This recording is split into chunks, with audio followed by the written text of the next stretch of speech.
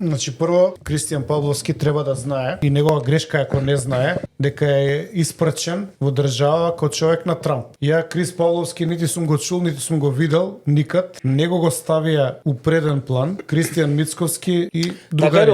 Значи второ треба да знае дека овде му се злоупотребува името и треба да реагира. Она што за мене е многу поиндикативно е колку новинарот верува у наративот дека и го прашува дали може да влијае на Трамп за тарифите за Македонија. Кога да е државен секретар у Америка. И вика чекајте бе, јас сум канадски државјанин. Крис и така. Овде наративот што е продаден е успешно дека овој човек е буквално на доручек секој ден со Трамп. И Крис треба тоа да го знае и треба да ни биде благодарен на нас. Оставете на страна што малку се пошегувавме, ама или да му разбиеме трема. Може ќе научи малку и некој македонски збор. Треба да знае дека овдека е злоупотребува и нема што на нас да ни се љути. Треба си праша таму владата. Зашто неговото име се влечка сегде по медиуми? Глед каков шоу се направи. Човеков го викаат по вести бе. Он појма нема кај се наоѓа. Примил почесна благодарница и мисли доктор на науки дека станал.